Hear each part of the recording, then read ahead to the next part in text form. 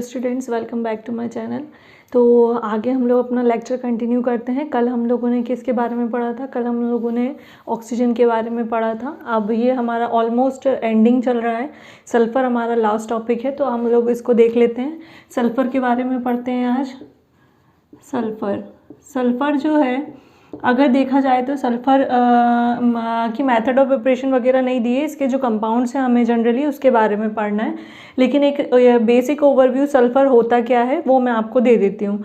Sulphur जो है generally देखा जाए तो बिगिनिंग ऑफ हिस्ट्री अगर आप मान के चलो, तब से ही सल्फ़र का यूज़ या आप बोला जाए तो सल्फ़र के बारे में सभी को पता है।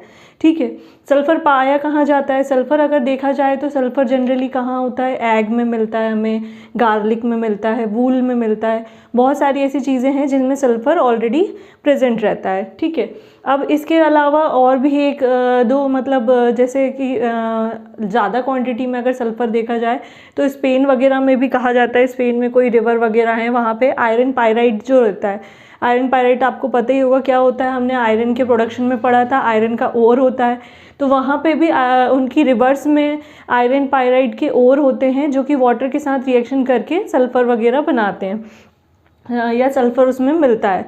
ठीक है, तो ये तो सल्फ़र के बारे में जस्ट एक क्या है, इंट्रोडक्शन है। अब सल्फ़र के बारे में मेथड ऑफ प्रिपरेशन आपको दी नहीं है, तो हम सिर्फ इसकी क्या पढ़ेंगे? फिज़िकल प्रॉपर्टीज़ पढ़ेंगे, केमिकल प्रॉपर्टीज़ पढ़ेंगे और इसके यूजेस पढ़ेंगे। ठीक है, तो फिज़िकल प्रॉपर्टीज़ देख लेते हैं। फिज़िकल प्रॉपर्टीज़ में अगर देखा जाए तो सल्फ़र जो होता है वो येलो कलर का होता है। हमेशा याद रखिएगा, सल्फ़र कैसा होता है? येलो कलर का। और साथ में कैसा होता है?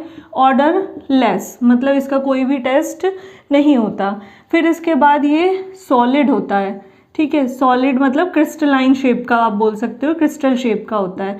फिर इसके बाद ये हम देखें अगर सॉल्युबिलिटी की बेसिस पे तो ये इनसॉल्यूबल रहेगा, इनसॉल्यूबल इन वाटर। ठीक है, सॉल्यूबल इन किस में? वही आप बोल सकते हो CS2 में या टर्पेंटाइन ऑयल में। टर्पेंटाइन ऑयल भी एक आप नाम याद रख लीजिएगा। कुछ कंपाउंड्स ऐसे हैं जो मोस्टली CS2 के अलावा टर्पेंटाइन ऑयल में सॉल्यूबल रहते हैं। ठीक है, फिर इसके बाद अगर हम नेक्स्ट देखें, होता है बैड कंडक्टर होता है, bad conductor of heat and electricity का। ठीक है, ये भी आप याद रख लीजिएगा, इलेक्ट्रिसिटी। तो ये कुछ इसकी क्या है? Physical properties. अब आप देखते हैं इसकी क्या, केमिकल प्रॉपर्टीज़। सल्फ़र के बारे में हम पढ़ रहे हैं। सल्फ़र का बेसिक जब इंट्रोडक्शन अगर पूछा जाए तो आपको ये सब चीज़ें बतानी है। वैसे सल्फ़र के बारे में नहीं, हम अभी जो पढ़ेंगे मेन इंपॉर्टेंट इसका कंपाउंड है सल्फ्यूरिक एसिड, उसके बारे में पूछा जाता है मेनली। तो ये जस्ट एक ओवरव्यू है। केमिकल प्रॉपर्टीज़ में सल्फ़र का फॉर्मूला S होता है। S की केमिकल रिएक्शन क्या कराते हैं हम? सबसे पहले रिएक्शन विथ मेटल या नॉन मेटल, तो हम रिएक्शन विथ ले लेते हैं नॉन मेटल। ठीक है, NM से किसी भी कंपाउंड से आप रिएक्शन करा सकते हो, है ना। सल्फ़र है, नॉन मेटल में अपना ऑक्सीजन आ जाएगा, SO2 बन जाएगा। एक्सिस में ऑक्सीजन लोगे तो SO3 बन जाएगा, मतलब SO2 के साथ SO3 भी बन सकता है। लेकिन जब लिमिटेड क्वांटिटी ऑफ ऑक्सीजन होगी तब SO2 बनेगा, जब एक्सेस क्वांटिटी ऑफ ऑक्सीजन होगी तो SO3 बनेगा, सल्फ़र ट्राइऑक्साइड बनेगा। इसके बाद हम किससे सल्फ़र की रिएक्शन कार्बन से भी करा सकते हैं, CS2 बनता है, कार्बन डाइसल्फाइड। ठीक है ना। और किससे करा सकते हैं सल्फ़र की रिएक्शन? हम फॉस्फोरस से भी करा सकते हैं, P2S5 बनता है, सल्फ़र पेंटा सल्फाइड, फॉस्फोरस पेंटा सल्फाइड, मतलब जैसे V2O5 या P2O5 बनता है वैसे ही P2S5 भी बनता है। ठीक है, इसको बोला जाता है फॉस्फोरस पेंटा सल्फाइड। इसके बाद आप रिएक्शन किससे करा सकते हो? सेकेंड रिएक्शन विद करा सकते हो आप वाटर के साथ, है ना। H2O के साथ भी हम देख लेते हैं। जनरली सल्फ़र का जो रहता है कॉम्बिनेशन वाटर के साथ ज़्यादा होता है, H2O के साथ देखते हैं। इन सबको क्या करना है? आपको हीट करना है, हीट का सिंबल ज़रूर बनाना है। फिर इसके बाद सल्फ़र की जब वाटर से रिएक्शन कराएंगे तो SO2 बन सकता है, साथ में हाइड्रोजन गैस रिलीज़ हो सकती है। ठीक है, एक और चीज़ हो सकती है, सल्फ़र की जब वाटर की क्वांटिटी हम ज़्यादा वाटर की जगह हम हाइड्रोजन परऑक्साइड ले लें, H2O2, तो जहाँ यहाँ पे H2SO4 बनने की कंडीशन ज़्यादा होती है। इसको आप बैलेंस भी कर सकते हो। H2SO4 is known as sulphuric acid. ठीक है, इसके बाद हम किसी कंपाउंड से करा दें अगर रिएक्शन विद कंपाउंड, कंपाउंड में हम क्या ले सकते हैं, कंपाउंड में हम जैसे कि ले लेते हैं HNO3, ठीक है। HNO3 लिया है तो अब कैसे होगा, HNO3 में हमारे पास 3 ऑक्सीजन है, हाइड्रोजन है, सल्फर है, यहाँ पे भी पॉसिबिलिटी है आपकी H2SO4 बनने की, प्लस NO2 गैस निकाल दो, इसको बैलेंस कर दो, ठीक है। रिएक्शन बैलेंस आप कर लीजिएगा, कंपाउंड आपको पता होना चाहिए जनरली क्या बनता है, मेन प्रोडक्ट जो है उसके साथ क्या बन सकता है, ठीक है। तो ये कुछ कंपाउंड्स के साथ हमने इनकी केमिकल प्रॉपर्टीज़ देखी, किसकी, सल्फर की। अब आते हैं इसके यूजेस पे। यूजेस में इसका जो यूज़ किया जाता है सल्फ़र कंपाउंड का या सल्फ़र एलिमेंट का यूज़ किया जाता है इंसेक्टिसाइड की तरह, ठीक है, इंसेक्टिसाइड की तरह, और साथ में इस बहुत सारे मतलब मेडिसिन्स वगैरह, मेडिसिन इंडस्ट्रीज़ होती हैं, एक्सप्लोसिव्स होते हैं, वहाँ पे भी इसका यूज़ किया जाता है, ठीक है।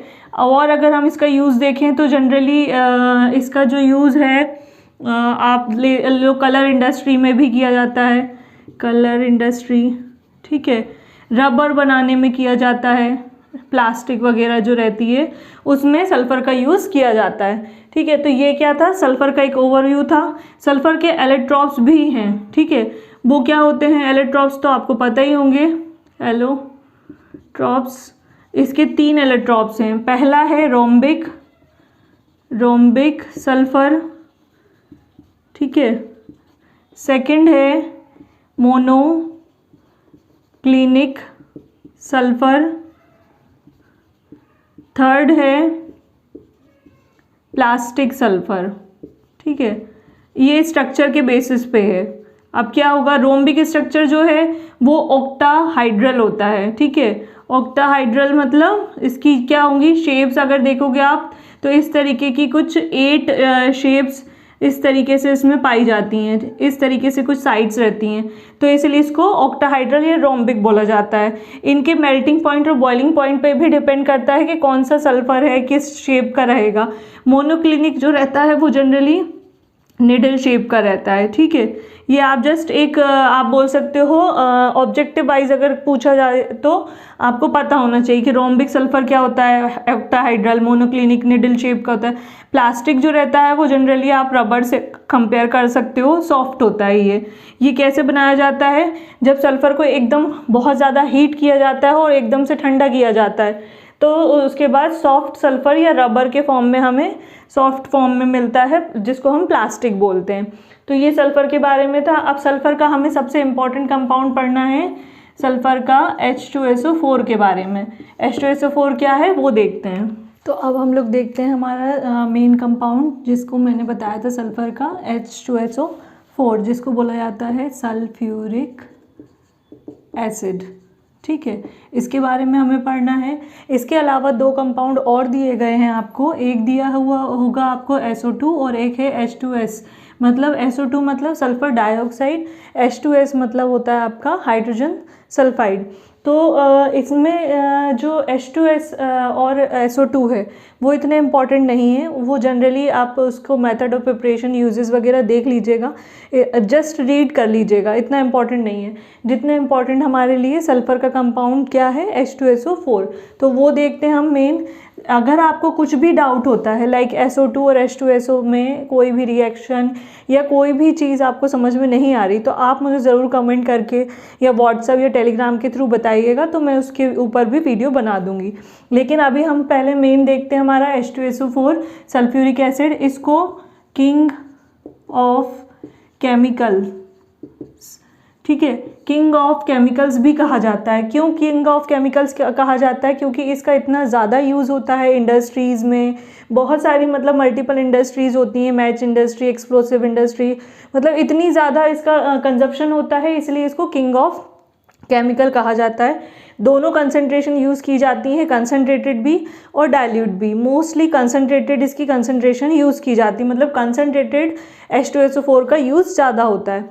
तो आइए देखते हैं इसको क्या है। इसको अगर नॉर्मली लैब में हमें बनाना हो तो लैब में भी हम कैसे बना सकते हैं, लैब में हम बना सकते हैं FeSO4.7H2O, ठीक है। FeSO4.7H2O फार्मूला किसका है, ग्रीन विट्रॉल का, ठीक है, इसको बोला जाता है ग्रीन विट्रॉल, या आप बोल सकते हो इसको ऑयल ऑफ विट्रॉल। ठीक है, इसके थ्रू हम क्या कर सकते हैं, Fe2SO4 के थ्रू हम क्या बना सकते हैं, अपना जो भी हमें चाहिए H2SO4 वो बना सकते हैं। लेकिन नॉर्मली ये मतलब ये यूज़ किया जाता है ग्रीन विट्रॉल या ऑयल विट्रॉल, लेकिन नॉर्मली अगर हमें बनाना है लैब में, तो लैब में हम क्या कर सकते हैं, हमें चाहिए क्या, हाइड्रोजन चाहिए, सल्फ़र चाहिए, ऑक्सीजन चाहिए। तो हम क्या करेंगे, SO2 की रिएक्शन H2O से करा देंगे, है ना। अभी हमने सल्फ़र की रिएक्शन जैसे कराई थी तो उसमें H2SO4 बन रहा था, मतलब सल्फ़र डाइऑक्साइड की रिएक्शन वाटर से कराएंगे तो H2SO4 बन जाएगा। और क्या कर सकते हैं, सल्फ़र ट्राइऑक्साइड की रिएक्शन हम H2O2 से करा सकते हैं, ठीक है ना। हाइड्रोजन परऑक्साइड इसके साथ इसको कराएंगे तो भी हमें H2SO4 मिलेगा। ये मेथड क्या कहलाएगी, ये मेथड ऑफ प्रिपरेशन लैब कहलाएगी, ठीक है। ये लैब मेथड होगी, मतलब जिसमें क्या करेंगे, हम SO2 की रिएक्शन वाटर से कराएंगे तब भी हमें सल्फ्यूरिक एसिड मिलेगा। SO3 की रिएक्शन जब हम हाइड्रोजन परऑक्साइड से कराएंगे तब भी हमें H2SO4 मिलेगा। H2SO4 मतलब हमारा मेन कंपाउंड सल्फ्यूरिक एसिड। अब इसमें अगर हमें मैन्युफैक्चरिंग प्रोसेस देखनी है तो मैन्युफैक्चरिंग प्रोसेस में पहली है दी हुई आपको लेड चैम्बर प्रोसेस, और दूसरी दी गई है हमें कॉन्टैक्ट प्रोसेस, ठीक है। दोनों ही देखनी है हमें। पहले हम देखेंगे लेड चैम्बर प्रोसेस, मैंने ये डायग्राम बनाया हुआ है ऑलरेडी। देखते हैं इसमें क्या है। इसमें टोटल जो हैं आपके फर्स्ट, सेकंड, थर्ड, ये आपका टोटल 4 रहेगा और ये 5th रहेगा। 5 चैम्बर इसमें यूज़ किए गए हैं टोटल, मतलब सल्फ्यूरिक एसिड का फॉर्मेशन करने के लिए लेड चैम्बर प्रोसेस, हम लोग सबसे पहले लेड चैम्बर प्रोसेस देख रहे हैं। इसमें 5 टावर का यूज़ किया गया है। पहला टावर कौन सा है, पहला टावर है पायराइट फर्नेस, इसको सल्फर बर्नर भी बोला जाता है, ठीक है, जहाँ पे सल्फर क्या होगी, बर्न होगी। पायराइट फर्नेस मतलब यहाँ पे क्या यूज़ करेंगे हम, पायराइट, जनरली पायराइट के लिए हम यूज़ करेंगे Fe2S, ठीक है। Fe2S pyrite iron sulphide use करेंगे, जिसमें सल्फर को हम बर्न करेंगे, है ना। दूसरा टावर है नाइटर टावर, जिसमें ये नाइटर फर्नेस बोल सकते हो, जिसमें NO2 का फॉर्मेशन होगा, वो भी मैं बताती हूँ। अभी केमिकल रिएक्शन एक एक करके मैं बताऊँगी कि क्या हो रहा है एग्जैक्टली। फिर ग्लोवर टावर है, फिर इसके बाद आपका लेड चैम्बर है जिसमें डाइल्यूट H2SO4 बनता है, एंड लास्ट में आपका आता है ये एब्जॉर्प्शन टावर, या इसको आप बोल सकते हो गे-लुसेक टावर, ठीक है। लास्ट वाला जो 5th चैम्बर है उसको बोला जाता है गे-लुसेक टावर। अब इसमें प्रोसेस क्या होती है एग्जैक्टली वो देखते हैं, रिएक्शन वाइज देखते हैं कि एग्जैक्टली हर एक टावर में क्या क्या रिएक्शन हो रही है। ये कहा जाता है मतलब सल्फर यहाँ पे बर्न होगी। टेम्परेचर हमें मेंटेन करके रखना है, जिससे कि क्या हो, जिससे कि हमारी जो सल्फर है वो ऑक्सीजन से रिएक्शन करके सिर्फ SO2 ही बनाए, और SO2 रिएक्शन किससे करे, ऑक्सीजन से और रिएक्शन करके SO3 बनाए। ये हमारा मेन हमारा क्या है, टेम्परेचर मेंटेनिंग का यहाँ पे एक प्रिंसिपल है कि टेम्परेचर हमें इसमें मेंटेन करके रखना होता है। ज़्यादा टेम्परेचर करेंगे तो फिर वो क्या होगी, SO3 जो है वो SO2 में कन्वर्ट हो जाएगी, जो कि हमें नहीं होने देना है। तो टेम्परेचर भी हमें मेंटेन करके रखना है। SO3 से ही हम क्या बना सकते हैं, सल्फर ट्राइऑक्साइड से सल्फ्यूरिक एसिड बना सकते हैं ईजिली। इसलिए तो पायराइट फर्नेस का जो टेम्परेचर है वो मेंटेन करके रखेंगे। इसमें एयर लेंगे, पायराइट फर्नेस है तो पायराइट लेंगे। फिर इसमें क्या होगा, जब सल्फर ऑक्सीजन से रिएक्शन करेगा तो SO2 बनेगा, पायराइट जब ऑक्सीजन से रिएक्शन करेगा तो Fe2O3 और हमारा SO2 लिख लेगा। ये रिएक्शन कहाँ हुई, पायराइट में, पायराइट फर्नेस पे। फिर ये सारे जो प्रोडक्ट हैं, ये गैसेज हैं, ये ट्रांसफ़र कहाँ हो गई आपकी, नाइटर टावर में। नाइटर टावर में क्या है, नाइटर टावर में बहुत सारी अलग अलग प्रोसेस दी गई हैं, लेकिन इसको सिंपल एक प्रोसेस से याद रखना है आपको। नाइटर टावर में आपको अमोनिया लेना है, इसकी रिएक्शन आपको ऑक्सीजन से करानी है in the presence of platinum catalyst, ठीक है। यहाँ पे कैटलिस्ट यूज़ किया हमने प्लेटिनम, और 800 डिग्री सेल्सियस टेम्परेचर यूज़ किया है। तो क्या बनाएगा, ये नाइट्रस ऑक्साइड बनाएगा, साथ में वाटर निकालेगा। नाइट्रस ऑक्साइड की रिएक्शन फिर हम ऑक्सीजन से कराते हैं, इसी चैम्बर में हो रही है ये, तो NO2 बनाएगा, नाइट्रोजन डाइऑक्साइड। ये हमें इम्पॉर्टेंट है, ये हमें आगे फॉर्मेशन के लिए चाहिए होगा, इसलिए हम इसका फॉर्मेशन किस में कर रहे हैं, मतलब इस टावर को हम यूज़ कर रहे हैं बनाने के लिए सल्फ्यूरिक एसिड। ये हेल्प करता है एक तरीके से, ऑक्सीजन को बाइंड करके रखता है, इसीलिए हम NO2 का प्रोडक्शन कर रहे हैं। अब आते हैं हमारे ग्लोबल टावर में। जितनी भी गैसेस रहेंगी जो पाइराइट फर्नेस में और नाइट्रेट टावर में बनी, वो कहाँ पे ट्रांसफ़र कर दी हमने? ग्लोबल टावर में, यहाँ पे ट्रांसफ़र कर दी। ग्लोबल टावर जो है स्टील से लाइंड है, ठीक है, ये याद रखिएगा, मतलब इसको स्टील से लाइन किया गया है और साथ में प्लेटिनम लगाया गया है और हीट रेजिस्टेंस, हीट या ब्रिक्स लगाई गई हैं आसपास, क्या है? ब्रिक्स, हीट रेजिस्टेंस लगाई गई हैं, जिससे कि क्या हो, फर्नेस जो है वो ज़्यादा हीट ना हो, ब्लास्ट के चांसेस ना रहें। बीच में हमने जो भरा हुआ है ये है क्वार्ट्स। क्या बोला जाता है इनको? क्वार्ट्स। ये क्वार्ट्स जो रहते हैं ये जनरली क्या करते हैं? स्पेस बनाते हैं, ग्लास के बने हुए होते हैं और ऊपर से डायरेक्ट कांटेक्ट, मतलब सेपरेशन लिक्विड गैस का लिक्विड से कर देते हैं, तो इसलिए हम यहाँ पे बीच में क्या रखेंगे? क्वार्ट्स रखेंगे। अब ग्लोब टावर में क्या हुआ, जितनी भी गैसेस थी SO2, HNO3, NO2 या मिक्सचर ऑफ एयर, वो कहाँ आ गया? ग्लोबल टावर में। ये जब आपस में रिएक्शन करते हैं तो यहाँ पे एक कंपाउंड बनता है NOHSO4, जिसको बोला जाता है नाइट्रोसो सल्फ्यूरिक एसिड, ठीक है। ये है NOHSO4, नाइट्रोसो सल्फ्यूरिक एसिड, यहाँ पे बनता है ग्लोबल टावर में, वाटर के साथ रिएक्शन करेगा और H2SO4 बना लेगा। बाकी के और भी कंपाउंड्स जैसे जो गैसेस आई हैं साथ में, जैसे कि आपका SO2 गैस आई, फिर NO2 आई, फिर वाटर तो है ही ऑलरेडी, तो वो भी मिलके क्या बनाएंगे? आपके चैम्बर में हमें लगभग कंसनट्रेटेड H2SO4 आधी % अगर देखा जाए तो हमें यही मिल जाती है, थर्ड टावर में ही हमें कंसनट्रेटेड H2SO4 80% मिल जाती है। तो इसमें कुछ इम्प्योरिटीज़ होती हैं, इस कारण क्या होता है, हम इसको आगे भी फर्दर प्रोसीड करते हैं। जब क्या होगा, जब ये जो गैसेस बनेंगी या आपका कंसनट्रेटेड H2SO4 रहेगा, इसको हम आगे पास करते हैं किसमें? लेड चैम्बर में। लेड चैम्बर जो है सीरीज से लगाए जाते हैं, मतलब 1 2 3 काफ़ी सारे लेड चैम्बर आप लगा सकते हो, जितनी ज़्यादा इम्प्योरिटीज़ उतनी ज़्यादा लेड चैम्बर एक दूसरे से क्या रहेंगे? ये कनेक्ट रहेंगे। यहाँ पे जितनी भी इम्प्योरिटीज़ रहेंगी लेड चैम्बर उनको एब्जॉर्ब कर लेगा और यहाँ पे हमें लगभग 60 से 70% डाइल्यूट H2SO4 यहाँ पे मिलेगा लेड चैम्बर के अंदर। फिर बाकी जो रेस्ट ऑफ द गैसेस बचेंगी, मतलब जो भी मटेरियल बचेगा लेड चैम्बर में, ये रिएक्शन हो रही है, sulphur dioxide nitrogen dioxide reaction करेंगे, सल्फर ट्राइऑक्साइड नाइट्रस ऑक्साइड बनेगा, सल्फर ट्राइऑक्साइड वाटर से रिएक्शन करके डाइल्यूट H2SO4 60 से 70% बनाएगा। स्ट्रेट प्रोसेस है, बस आपको ये याद रखना है कि किस चैम्बर में कौन सी रिएक्शन हो रही है, ठीक है। फिर इसके बाद जो रहेगा, जितनी भी रेसिड्यूअल गैसेस रहती हैं वो आती हैं आपकी कहाँ पे? गैल्यूसिक टावर में। यहाँ पे कंसनट्रेटेड और डाइल्यूट दोनों क्वांटिटी आती है किसकी? आपकी सल्फ्यूरिक एसिड की प्लस आपकी अदर गैसेस की। दोनों गैसेस जो रहती हैं रेसिड्यूअल गैसेस, वो अगेन कहाँ जाती हैं? ग्लोबल टावर में जाती हैं।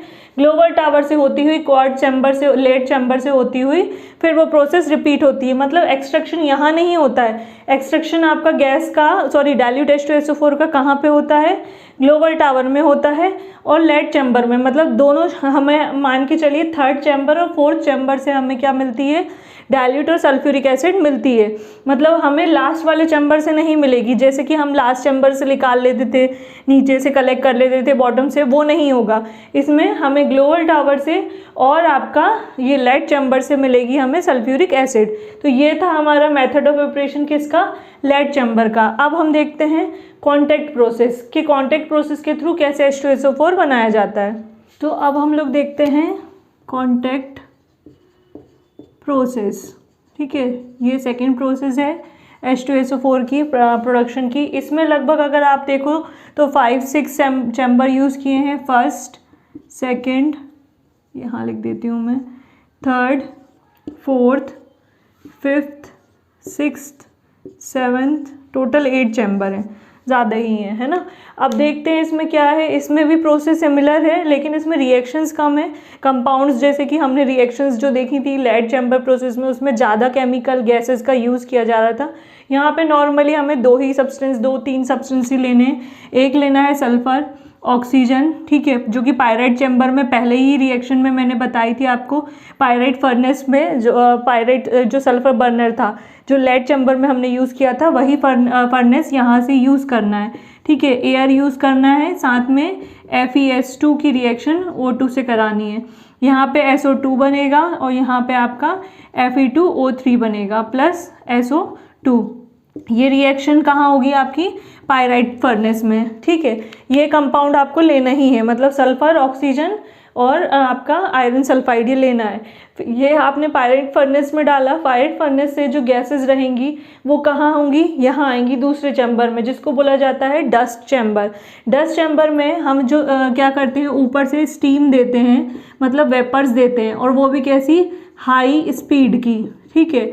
जिससे क्या होता है, जो भी डस्ट रहती है, मतलब अगर पार्टिकल, जो भी गैसेस हैं उस पर अगर कोई भी डस्ट वगैरह रहती है तो वो सेटल्ड हो जाती है नीचे, मतलब गैसेस जो होती हैं वो फ्री फ्रॉम डस्ट हो जाती हैं, डस्ट पार्टिकल से। तो इसलिए हम ऊपर से स्टीम देते हैं हाई प्रेशर की, हाई स्पीड की, जिससे कि जो भी डस्ट अगर रहेगी गैसेस में वो नीचे सेटल्ड हो जाएगी। फिर इसके बाद क्या करते हैं हम, इसके बाद वही गैसेस जो रहेंगी, मतलब जो रिएक्शन होके ये गैस बनी, ये बनी, ये गैसेस क्या होंगी, हम कूलिंग पाइप से, कूलिंग पाइप बना हुआ है हमारा PB, किससे बना हुआ है, लेड से, ठीक है। कूलिंग पाइप में हमारा टेम्परेचर रहता है अप टू 100 डिग्री सेल्सियस, मतलब क्या करेगा, ये गैसेस को अप टू 100 डिग्री सेल्सियस तक क्या कर देगा, कूल कर देगा। हीटिंग ज़्यादा ना हो इसलिए हम कूलिंग प्रोसेस यूज़ करते हैं। कूलिंग पाइप यहाँ से टेम्परेचर को मेंटेन करेगा। कूलिंग पाइप लेड से बना हुआ है। इसके बाद थर्ड आते हैं हम वॉशिंग टावर में।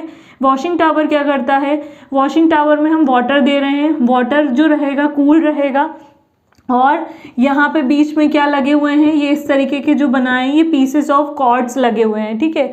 कॉर्ड्स के पीसेस लगे हुए हैं, ऊपर से वाटर डालेंगे। वाटर क्या करेगा, जितनी भी गैसेस में इम्प्योरिटीज़ रहेंगी वो इम्प्योरिटीज़ को क्या कर देगा, वॉश कर देगा। जितनी, अब जब हम क्या करते हैं, वो वॉश करने के बाद इम्प्योरिटीज़ नीचे आ जाती हैं, तो बाकी की रेस्ट ऑफ द गैसेस को पास किया जाता है फोर्थ टावर में, जिसको बोला जाता है ड्राइंग टावर। ड्राइंग मतलब सुखा देना। तो जो भी गैसेस रहेंगी जब वो वॉशिंग टावर से आ रही हैं तो उसमें क्या आ गया, गैसेस में पानी आ गया, मतलब क्या आ गया, मॉइस्चर आ गया।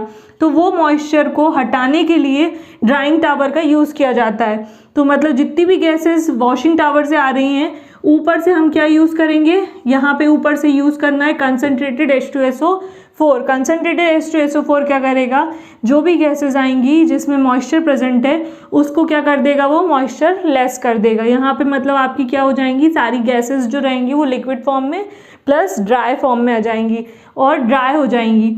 फिर वो ड्राई गैसेस हम फिफ्थ चैम्बर में पास करेंगे। अब इसके बाद क्या होगा, इम्प्योरिटीज़ हम वॉश करते आ रहे हैं, डस्ट पार्टिकल वॉश करते आ रहे हैं, लेकिन फिर भी हो सकता है कुछ इम्प्योरिटीज़ बच जाएं, जैसे कि ये होता है आर्सेनिक। आर्सेनिक इतनी जल्दी से रिमूव नहीं हो पाता है, तो आर्सेनिक प्यूरीफायर हमने यहाँ पे लगाया हुआ है फिफ्थ चैम्बर, जिसमें प्रेजेंट क्या है, FeOH whole thrice ferrous hydroxide. ये फेरस हाइड्रोक्साइड क्या करेगा, जितनी भी इम्प्योरिटीज़ रहेंगी उनको क्या कर देगा, ख़त्म कर देगा, एब्जॉर्ब कर लेगा। फेरस हाइड्रोक्साइड जिसमें किस में प्रेजेंट रहेंगी, और वो हमारे सल्फ्यूरिक एसिड में, मतलब जो बन रहा है हमारा वो सल्फ्यूरिक एसिड और जो गैसेस चल रही हैं उसमें इम्प्योरिटीज़ को ये एब्जॉर्ब कर लेगा, मतलब आर्सेनिक यहाँ से प्योरीफाई कर देगा। फिर इसके बाद आता है six chamber testing box. Testing box जो होता है डार्क होता है, डार्क कलर का होता है, मतलब इसके अंदर क्या होता है, अंधेरा रहता है। इसमें क्या करते हैं हम, लाइट बीम पास करते हैं, ठीक है, जिससे कि क्या होता है, कोई भी इम्प्योरिटीज़ हैं, ठीक है, या फिर डस्ट प्रेजेंट है हमारे उसमें सल्फ्यूरिक एसिड में या गैसेस में, उनको क्या कर देता है, ये विजिबल कर देता है। तो इसलिए टाइम टू टाइम हमें क्या करना होता है, टेस्टिंग बॉक्स का भी यूज़ करना होता है, जिससे कि जो भी इम्प्योरिटीज़ या जितने भी डस्ट पार्टिकल्स अगर गैसेस में प्रेजेंट हैं, हमें चाहिए प्योर H2SO4।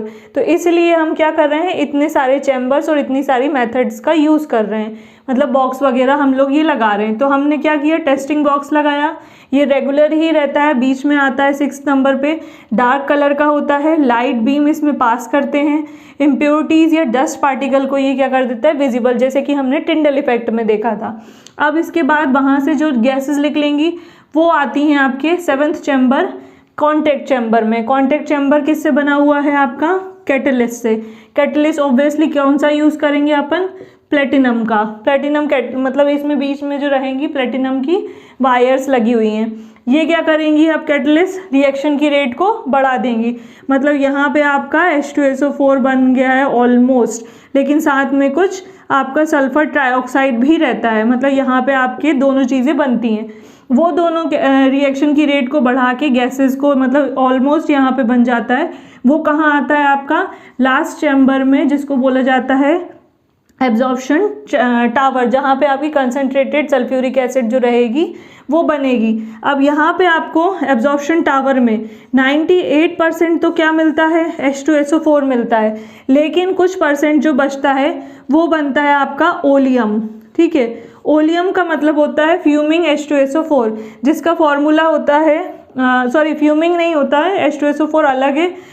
ओलियम का मतलब होता है फॉर्मूला अगर हम देखें तो H2S2O7, ये होता है ओलियम। मतलब 2% आप मान के चलो ओलियम बनेगा, और आपका 98% यहाँ पे एब्जॉर्प्शन टावर में फ्यूमिंग के फॉर्म में H2SO4 बनेगा। तो ये थी हमारी क्या कॉन्टैक्ट प्रोसेस। इसमें आपको सिर्फ चैम्बर्स याद रखने हैं, और किस चैम्बर में क्या रिएक्शन हो रही है वो तो नहीं दी गई है आपको, लेकिन कौन सा प्रोडक्ट क्या काम कर रहा है और कौन सी चीज़ क्या वर्क कर रही है ये आपको दिया गया है। तो ये आपको मेमोराइज करना होगा, ये आपको रीड आउट करना होगा।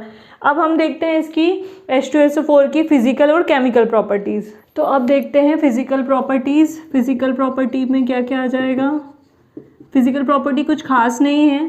फिजिकल प्रॉपर्टी में अगर हम देखें तो ये क्या सा होता है, जब ये मतलब नॉर्मली अगर देखा जाए तो डाइल्यूट अगर फॉर्म में होता है, कंसनट्रेटेड तो नहीं, डाइल्यूट फॉर्म में होता है तो ये येलो कलर का होता है। ठीक है, दूसरी चीज़ ये अगर देखा जाए तो बहुत ज़्यादा एक्सोथर्मिक होता है। एक्सोथर्मिक का मतलब जैसे कि अगर हम क्या करते हैं, वाटर इसमें मिलाते हैं तो क्या होगा, बबल्स फॉर्म करेगा, हीट निकालेगा।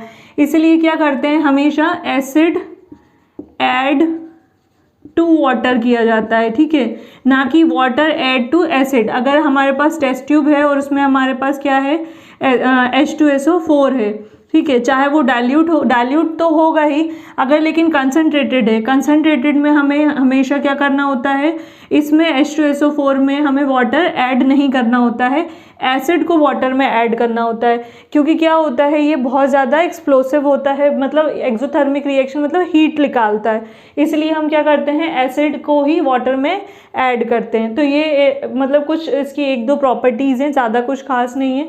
फिर इसके बाद अगर हम इसकी केमिकल प्रॉपर्टीज़ की बात करें तो केमिकल प्रॉपर्टीज़ तो इसकी बहुत सारी हो सकती हैं। जैसे कि सबसे पहले हम देख लेते हैं मेटल के साथ, पहली देखते हैं रिएक्शन विथ मेटल। जैसे हम लोग देखते हैं मेटल, नॉन मेटल, इस तरीके से देखते हैं। तो हम मेटल में क्या ले लेंगे, जैसे कि हम ले लेते हैं आयरन हो गया, ठीक है, एल्यूमिनियम हो गया, कॉपर हो गया, फिर इसके बाद और भी बहुत सारे हैं, सोडियम हो गया, है ना, मरकरी, ये आपका गोल्ड हो गया। इन सब से हम H2SO4 की रिएक्शन कराते हैं। सभी से देखते हैं क्या कंपाउंड बनता है ना, H2SO4, ये क्या है, सारी मेटल्स हैं। मेटल्स की रिएक्शन हम करा रहे हैं किससे, H2SO4 से, सल्फ्यूरिक एसिड। लेकिन ये कैसा है, डाइल्यूट। ये हमेशा याद रखिएगा, कंसनट्रेटेड के साथ कभी भी रिएक्शन कराई जाती है, लेकिन बहुत उस पे कराई जाती है, प्रिकॉशंस लेनी होती हैं। मतलब क्योंकि ये एक्सोथर्मिक होता है, हीट निकालता है जब ये कंसनट्रेटेड होता है, तो इसलिए क्या किया जाता है, हमेशा डाइल्यूट लिया जाता है रिएक्शन कराने के लिए। जब FeSO4 से H2SO4 से करेगा तो FeSO4 बनाएगा प्लस हाइड्रोजन गैस लिख लेगी, फिर Al2SO4 whole thrice hydrogen gas, CuSO4 copper sulphate hydrogen gas. सारे कंपाउंड्स के नाम याद होने चाहिए। FeSO4 आयरन सल्फेट या ferrous sulphate, aluminium sulphate, copper sulphate, Na2SO4 आपका हाइड्रोजन गैस। इस तरीके से कंपाउंड बनते हैं, Ag2SO4 whole thrice plus hydrogen gas. इस तरीके से कंपाउंड्स बनते हैं जब रिएक्शन होती है किससे, मेटल से। नॉन मेटल से कराएंगे हम, तो नॉन मेटल से रिएक्शन में क्या होगा, नॉन मेटल हमारे जैसे कार्बन है, सल्फर है, फॉस्फोरस है, तो इनसे H2SO4 की रिएक्शन कराएंगे तो जनरली गैसेज ही बनती हैं, क्योंकि ये क्या होते हैं, गैस फॉर्म में होते हैं। तो इससे रिएक्शन कराएंगे तो क्या होगा, कार्बन डाइसल्फाइड बनेगी, SO2 गैस लिख लेगी, वाटर का फॉर्मेशन होगा। ऐसे ही सल्फर डाइऑक्साइड लिख लेगी, वही हो गई रिएक्शन, है ना, और H2O लिख लेगा, प्लस यहाँ पे हम लिख सकते हैं P2O5 बनेगा, plus H2O gas plus SO2, या P2S5 भी बना सकते हो आप, और यहाँ पे ऑक्सीजन नीसेंट भी निकाल सकते हो, P2S5 जैसे कि मैंने बताया था फॉस्फोरस पेंटासल्फाइड, है ना। तो इस तरीके से कंपाउंड बस आपको पता होना चाहिए कि कंपाउंड क्या बन सकता है, इसमें नाम आपको पता होना चाहिए। तो ये रिएक्शन विथ मेटल हो गई। रिएक्शन विथ नॉन मेटल अगर हम इसकी कराएं, किससे, बेंजीन से कराएं, तो reaction with organic compound, organic compound मतलब जैसे कि बेंजीन C6H6, यही है H2SO4 की रिएक्शन बेंजीन के साथ, तो ये बनाता है आपका C6H5SO3H, जिसको बोला जाता है बेंजीन सल्फोनिक एसिड, और साथ में कुछ वाटर के मॉलिक्यूल, उसको बैलेंस कर लीजिएगा आप। तो इस तरीके से ये कंपाउंड बनाता है, रिएक्शन करता है, केमिकल प्रॉपर्टीज़ शो करता है। अब इसके यूजेस अगर देखें हम, तो यूजेस में क्या क्या आएगा, सबसे पहले मेडिसिन की तरह मेडिसिन में इसका यूज़ किया जाता है, लेकिन डाइल्यूट क्वांटिटी में, ठीक है। कंसनट्रेटेड का भी यूज़ नहीं किया जाता। कंसनट्रेटेड अगर आपकी स्किन पे थोड़ा सा भी गिर जाएगा तो ये क्या कर देगा, रैशेस कर देगा, और हाईली रिएक्टिव होता है, बर्न कर देगा, मतलब आपके फोले या छाले टाइप के जो होते हैं, अल्सर टाइप के, वो बन जाएंगे। तो इसलिए यूज़ क्या किया जाता है, डाइल्यूट। मेडिसिन में हो गया। फिर इसका TNT का मतलब होता है ट्राई नाइट्रो टोल्यूइन या पिक्रिक एसिड बनाने में। पिक्रिक एसिड और TNT ये दोनों ही क्या हैं, एक्सप्लोसिव हैं, हमेशा याद रखिएगा, आगे आएगा इसका। पिक्रिक एसिड का तो फॉर्मेशन हमने पहले भी किया है, आपको पता ही होगा। फिर इसका डीकलराइजेशन के लिए भी यूज़ किया जाता है, डाइज में यूज़ किया जाता है, और भी मतलब बहुत सारी ऐसी चीज़ें हैं। मतलब एक तरीके से जैसे मैंने आपको बताया कि ये किंग ऑफ केमिकल है, तो काफ़ी सारी इंडस्ट्रीज़ में इसका यूज़ किया जाता है। और अगर हम देखें, और इसका अगर यूज़ देखना हो तो हम डिटर्जेंट बनाने में, ठीक है, डिटर्जेंट बनाने में बहुत सारे यूजेस हैं अगर देखा जाए तो H2SO4 के। तो ये लास्ट टॉपिक था हमारा, H2SO4 कंपाउंड जो था सल्फ़र का, इम्पॉर्टेंट था, इसको आप अच्छे से मेमोराइज़ कर लीजिएगा, अच्छे से रीड आउट कर लीजिएगा। कोई भी डाउट इसमें लगता है तो आप कमेंट करके व्हाट्सएप पे या टेलीग्राम के थ्रू मुझसे ज़रूर पूछिएगा। और इसके ऑक्साइड्स भी हैं सल्फ़र के, जैसे हमने फॉस्फोरस के पढ़े थे, नाइट्रोजन के पढ़े थे, ऑक्सीजन के पढ़े थे, वैसे ही इसके भी ऑक्साइड्स हैं, लेकिन वो इतने इंपॉर्टेंट नहीं है। सिर्फ अगर आता है तो सल्फ़र में सल्फ्यूरिक एसिड की फॉर्मेशन आती है, और जो इम्पॉर्टेंट था वो मैंने आपको इस चैप्टर में सभी इम्पॉर्टेंट सारा लगभग पढ़ा दिया है। अगर कुछ समझ में नहीं आ रहा है, फिर भी कोई चीज़ आपसे छूट रही है, कोई टॉपिक छूट रहा है, मतलब मुझसे छूट रहा है, तो आप मुझे कमेंट सेक्शन में करके ज़रूर पूछिएगा। प्लीज़ मेरी वीडियो को लाइक करें, शेयर करें, सब्सक्राइब करें, जिससे कि और मुझे मोटिवेशन मिले और मैं अच्छी वीडियोज़ आपको बना के दूँ।